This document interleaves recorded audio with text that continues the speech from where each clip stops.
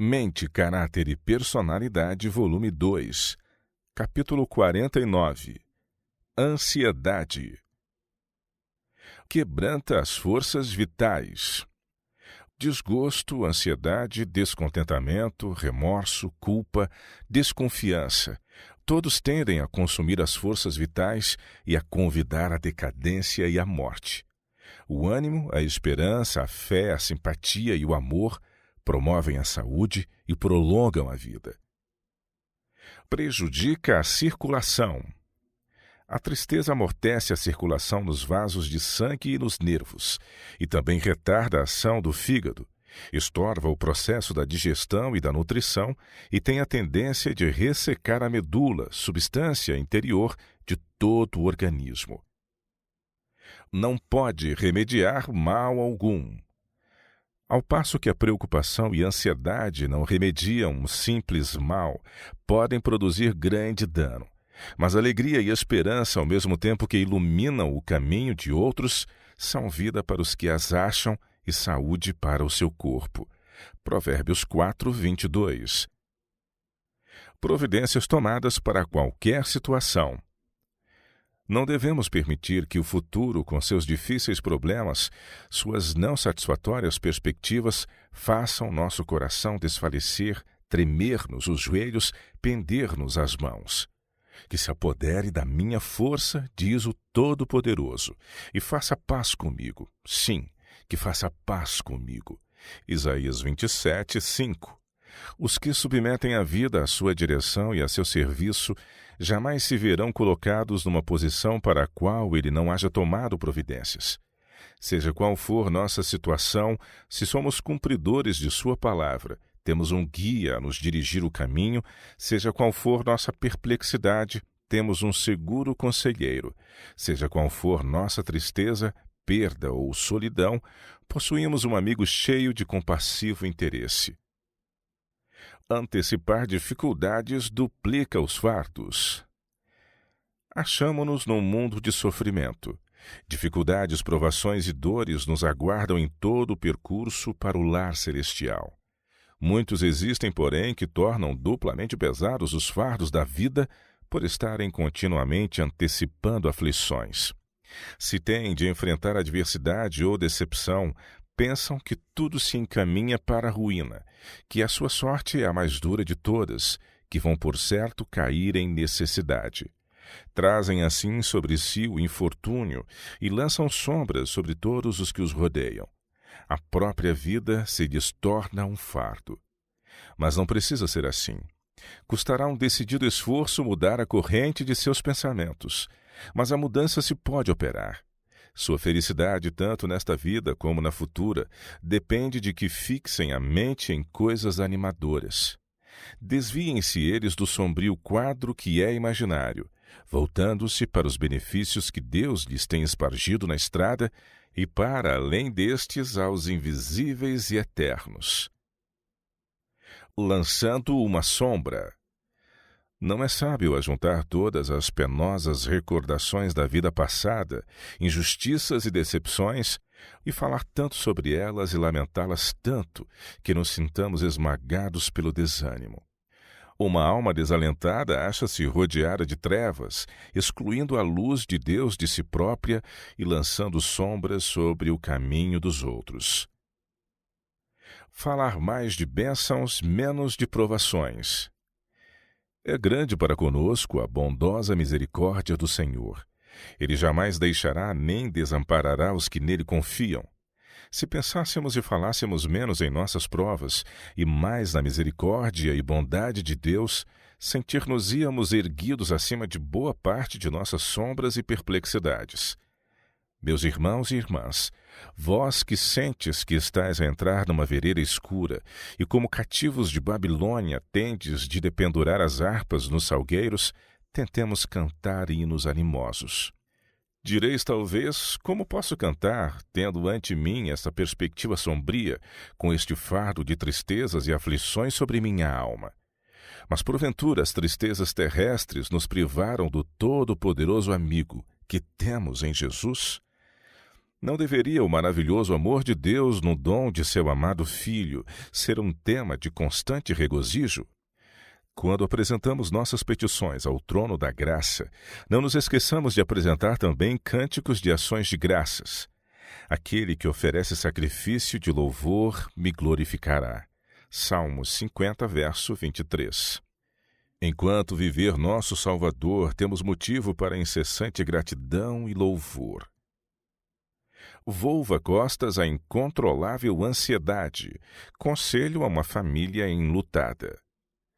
Como Jó, julgastes que tinhais razão para a ansiedade e não queríeis ser confortados. Era razoável isso? Sabeis que a morte é um poder ao qual ninguém pode resistir, mas tornastes vossa vida quase inútil por vossa inútil tristeza. Vossos sentimentos têm sido pouco menos que rebelião contra Deus. Vi todos vós a entregar-vos ao luto e cedendo aos vossos agitados sentimentos, até que vossas ruidosas demonstrações de tristeza levaram os anjos a esconder a face e a afastar-se do cenário. Enquanto assim dáveis expressão a vossos sentimentos, lembraste-vos de que tendes no céu um Pai que deu seu Filho unigênito para morrer por nós, a fim de que a morte não fosse um sono eterno. Lembraste-vos de que o Senhor da vida e glória passou pelo túmulo e o iluminou com sua própria presença? Disse o discípulo amado: escreve, bem-aventurados os mortos que desde agora morrem no Senhor. Sim, diz o Espírito, para que descansem das suas fadigas, pois as suas obras os acompanham. Bem sabia o apóstolo acerca do que estava falando ao escrever essas palavras. Mas quando cedeis a uma incontida tristeza, porventura vossa conduta é coerente com o conforto que elas expressam? Falar muito em si é egoísmo. Conselho a um pastor enlutado. Ora, irmão, é uma espécie de egoísmo conservar a mente a ocupar-se contigo mesmo. É bem diferente do apóstolo Paulo, que era homem de enfermidades, contudo, sua pessoa era o último assunto de seus pensamentos. Ele teve provas que nunca sofreste, nem jamais serás chamado a suportar, e contudo ele lhes volve costas, não se demora a falar nelas, mas antes exalta a graça de Deus. Tua esposa foi objeto de enfermidade e morte. Tua tristeza foi justamente tão intensa como todos os teus outros contratempos. Apertaste ao peito a dor, tinhas prazer em demorar-te nela e permitiste que a mente e os pensamentos se ocupassem egoisticamente com tua mágoa, e, em consequência, tua saúde sofreu. Então, o falecimento de tua filha foi de fato um golpe duro, mas outros passaram por isso sob circunstâncias mais probantes. Permitiste que essa aflição te acovardasse, demoraste-te com ela, falaste sobre ela, sobrecarregaste a alma com um assunto que não te era possível mudar ou ajudar. Foi pecado tomar sobre si qualquer dessas aflições como fizeste. Sei do que estou falando. Se te permitires que a mente seja obscurecida pela dor, o alimento não será digerido e, em resultado, o organismo não é bem nutrido. A ansiedade despacha o sangue para o cérebro, uma experiência pessoal. Enquanto assim, ocupada em falar e escrever, recebi de Battle Creek cartas de sentido desanimador. Ao lê-las, senti uma inexprimível depressão de espírito, chegando a uma agonia mental que por breve período como que paralisou minhas energias vitais. Por 3 noites não dormi quase nada. Meus pensamentos estavam perturbados, perplexos. Ocultei o mais que pude os meus sentimentos de meu esposo e da família envolvida com a qual nos achávamos. Ninguém sabia de minha labuta ou peso mental ao unir-me com a família no culto matinal e vespertino, procurando depor meu fardo sobre o grande portador de fardos. Mas minhas petições provinham de um coração tomado de angústia, e minhas orações eram interrompidas e desconexas por motivo da incontrolável ansiedade. O sangue precipitou-se-me para o cérebro, levando-me frequentemente a cambalear e quase cair. Tive hemorragia nasal muitas vezes, especialmente depois de fazer um esforço para escrever. Fui obrigada a pôr de lado minha escrita, mas não podia livrar-me do peso da ansiedade e da responsabilidade que pesavam sobre mim. Que fazer com a tristeza? Estás tomado de tristeza hoje?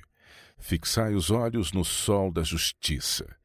Não procureis ajustar todas as dificuldades, mas volvei a face para a luz, para o trono de Deus. Que vereis ali?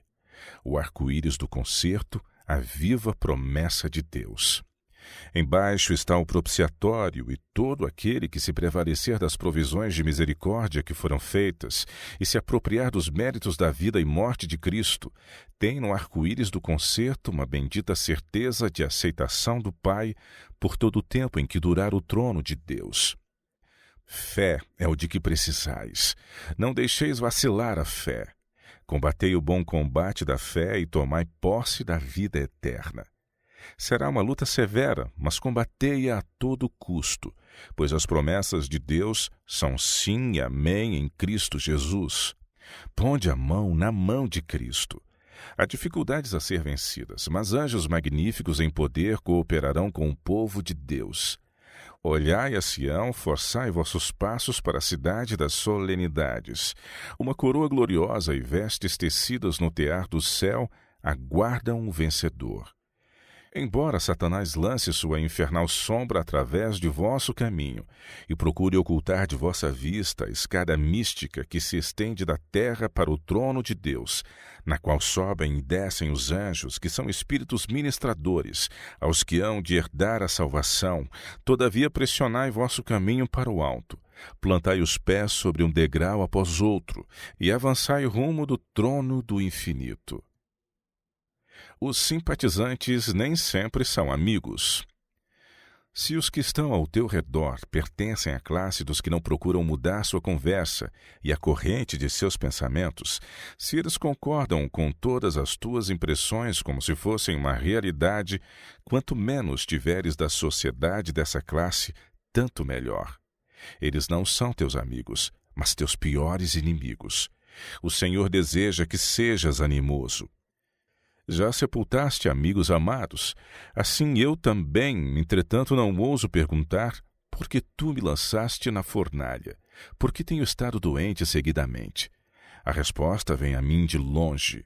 O que eu faço não sabes agora, compreendê-lo-ás depois. João 13, verso 7. Os propósitos divinos são muitas vezes velados em mistério. Eles são incompreensíveis às mentes finitas, mas aquele que vê o fim desde o princípio o sabe melhor do que nós. O que precisamos é purificar-nos de toda a mundanidade, aperfeiçoar o caráter cristão a fim de que as vestes da justiça de Cristo nos sejam dadas. O trabalhar em favor de outros diminui nossa ansiedade. O apóstolo Paulo perdia de vista os sofrimentos que se aproximavam, em sua solicitude por aqueles que ele estava para deixar a lutar com preconceitos, ódio e perseguição. Os poucos cristãos que o acompanhavam até ao lugar da execução, empenhou-se ele em fortalecer e animar, repetindo as promessas dadas aos perseguidos por causa da justiça. Assegurou-lhes que coisa nenhuma falharia de tudo que o Senhor falara acerca de seus filhos fiéis e provados. Por um pouco de tempo poderiam estar em tristeza, acuados por muitas tentações. Poderiam ser privados do conforto terrestre. Podiam, porém, animar o coração com a certeza da fidelidade de Deus, dizendo: sei em quem tenho crido, e estou certo de que Ele é poderoso para guardar o meu depósito. Logo chegaria a ter uma noite de prova e sofrimento, e então raiaria a risonha manhã de paz e o dia perfeito.